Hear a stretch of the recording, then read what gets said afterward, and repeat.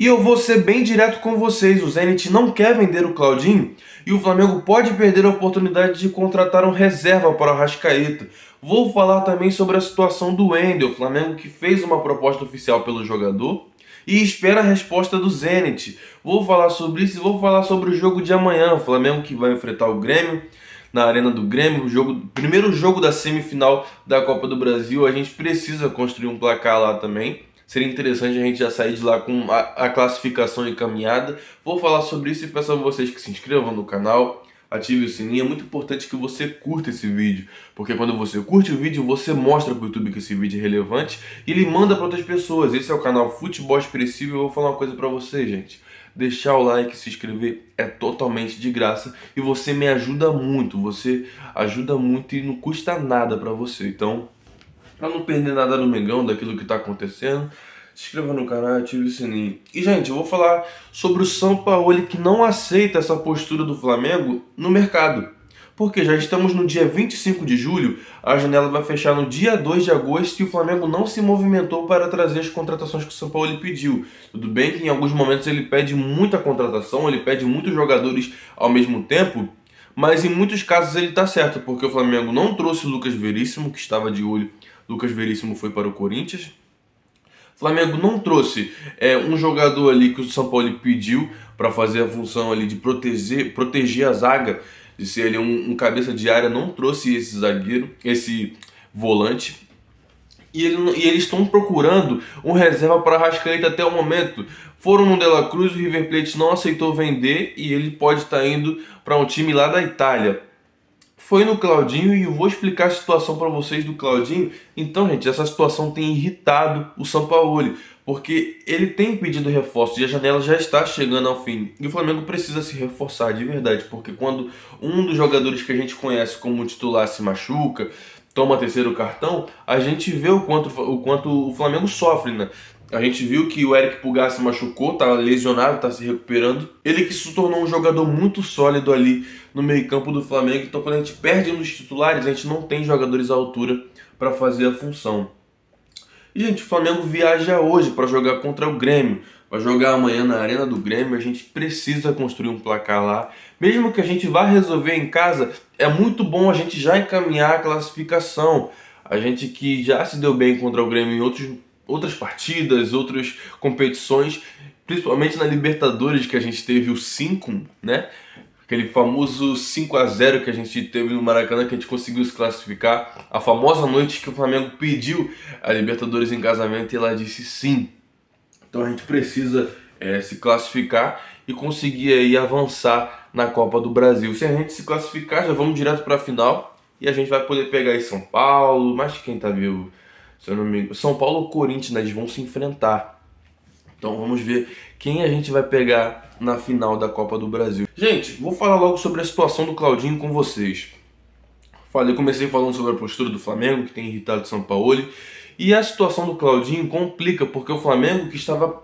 Pelas notícias que estavam chegando, o Flamengo estava a um fio de contratar o jogador, estava muito perto. E a informação que saiu foi que o Zenit respondeu ao Flamengo, respondeu a primeira proposta do Flamengo de 15 milhões de euros.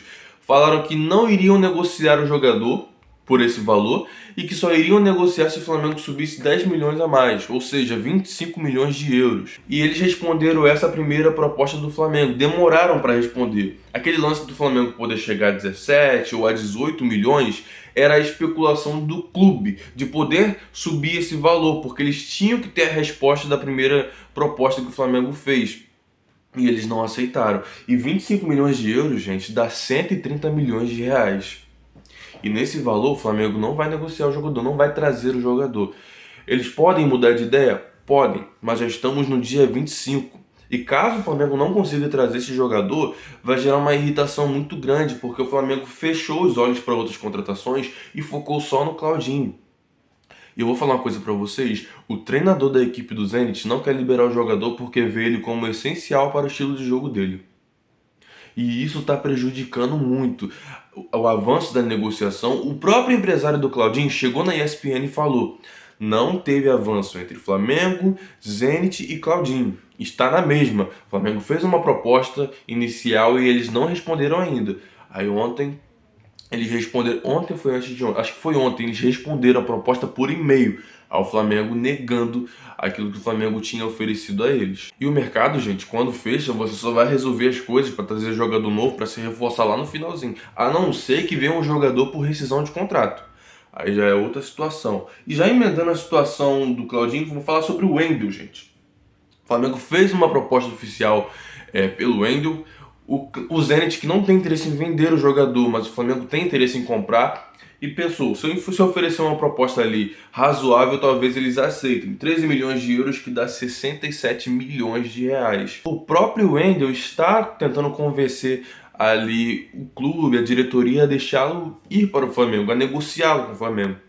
Eles querem sim negociar o jogador, ele está na lista dos negociáveis, porém eles não querem vender o jogador, no caso, soltar o jogador de qualquer maneira.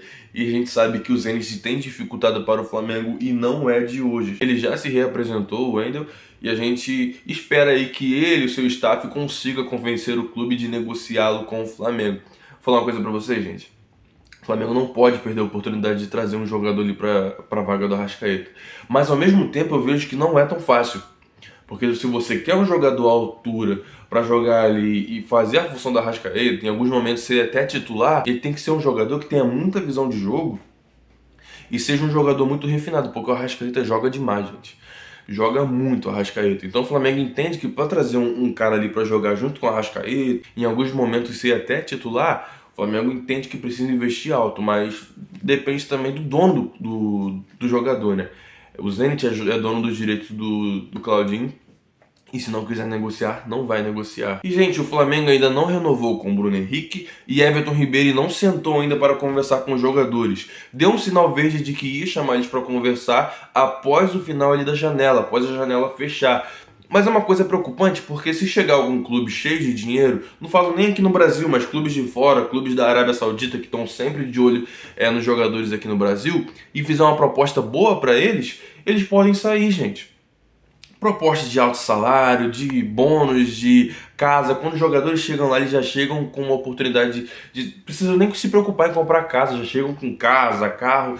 Então, o Bruno Henrique, nessa temporada, ele pode ser o maior reforço do Flamengo ali no ataque, porque Cebolinha até agora não rendeu. O Bruno Henrique, desde que ele voltou, ele mostrou ser um jogador muito decisivo. Voltou, ficou o quê? 1 ano e meio de lesão, gente. Teve 1 ano e meio ali para poder se recuperar da lesão séria que ele teve, que ele rompeu os ligamentos do joelho e conseguiu se recuperar. Quando ele voltou, parecia que ele estava no auge ainda. Então o Flamengo não pode perder a oportunidade de renovar com ele. Ele está em final de contrato, o contrato dele acaba no finalzinho do ano agora, e nesse momento, até a janela fechar, ele já vai poder assinar um pré-contrato com qualquer equipe, já pode. O Everton Ribeiro, mesma situação.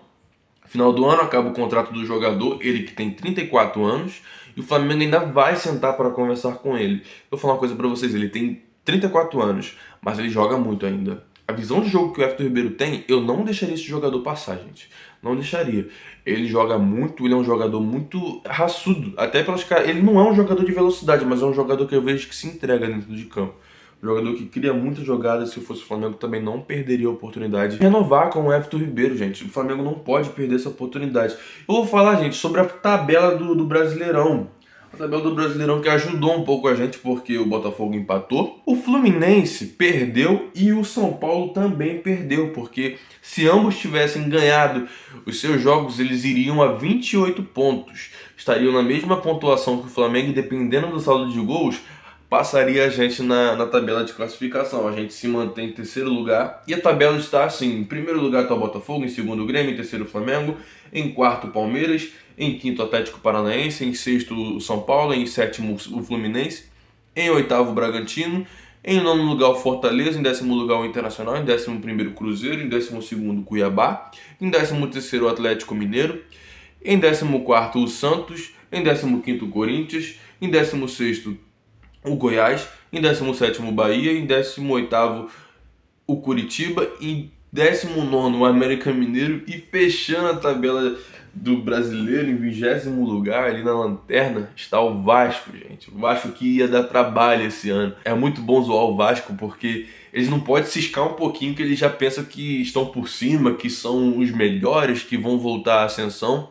e com a gestão ali da 777, esquece. Os caras só pensam em dinheiro. Plano esportivo não tem nenhum. Parece até que eles não têm SAF, parece até que eles não têm dinheiro. A situação do Vasco é muito estranha, gente. Que o Flamengo nunca vire SAF para poder não entrar numa situação dessa. Porque é complicado. O Flamengo está muito bem estruturado para virar SAF. Não precisa nem cogitar isso daí, apesar que já é cogitado, né? Pessoal, peço a vocês que se inscrevam no canal, ative o sininho. É muito importante que você clique no botão de gostei, porque quando você clica no botão de gostei, você mostra para o YouTube que esse vídeo é relevante, ele manda para outras pessoas e assim o canal vai crescendo com a sua colaboração. Então é isso, saudações rubro-negras, isso aqui é o Flamengo. Valeu.